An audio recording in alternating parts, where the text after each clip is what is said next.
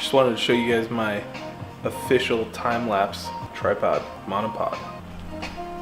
Really official, sitting on an Nalgene bottle, balancing. Baby, what have I done?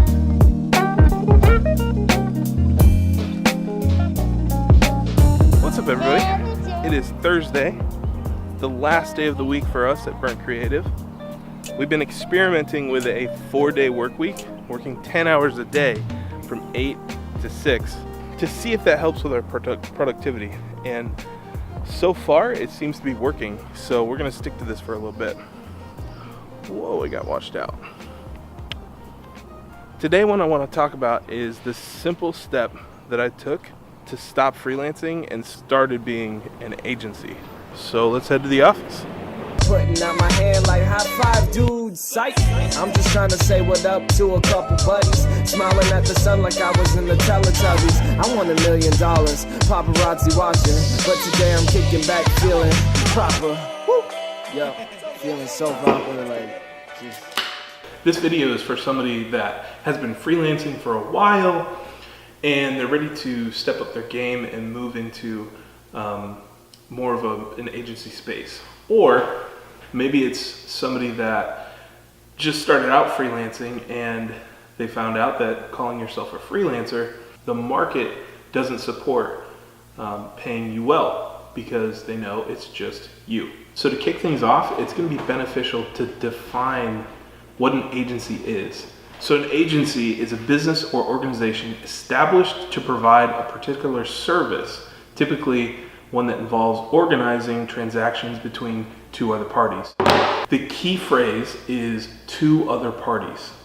So when you look at an agency model, you're basically taking the client, understanding their needs, and bringing on somebody that can help them and overseeing that relationship. Let's say you're actually ready to start working with other people. Who the hell are you? Nick Fury, director of S.H.I.E.L.D. Oh. I'm here to talk to you about the Avenger Initiative. The simplest way is to just make relationships with other people. So let's say you're a designer and you need to work with a developer to put together websites.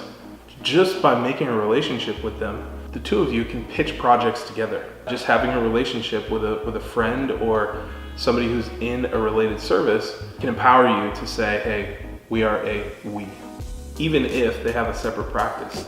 The second option is to bring on contractors.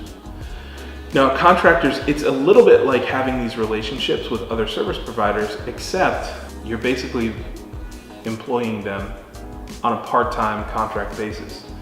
So if you're in the US government makes an incredible distinction between a contractor and employee by their location. So if they're on site, if you have an office or a studio, if the contractor comes in and they're there on a consistent basis, they're an employee. If they work remotely or they're in your office very inconsistently, they are a contractor. And so that's something that we've been really successful with, is working with contractors. You know, illustrators, really highly specialized freelancers are great to work with. You know, we'll pull on 3 or 4 contractors to help accomplish a certain goal for a client of ours. So the last and final thing, which is what I've done here, is bring on employees. Your first employee, I mean, it can be a part-time person. You know, my first employee, I hired him at minimum wage, frankly, because that's all I could afford. But what he got from that was experience. He got a foot in the door in our industry, and he was able to spend time doing what he loved. So the benefits of hiring an employee that can be in the office with you is you develop a rapport with the person, especially if you're sitting next to him every single day, every single weekday. For me, you know, as soon as I had a small studio space and an employee, I felt official. It gave me confidence. That's what I needed to start really pursuing high budget work. So some tactical things you need to prepare for when you're hiring your first employee. It's really important to have insurance. both general liability insurance and workman's comp.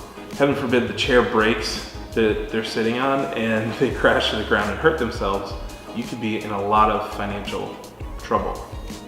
So I'd always recommend grabbing workers' comp, general liability for whatever space you're in, especially if they're going to be working in your office.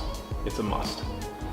Use a bookkeeper, a lawyer, an accountant, some professional to help you onboard your first employee. For me, I had a bumpy road with the paperwork.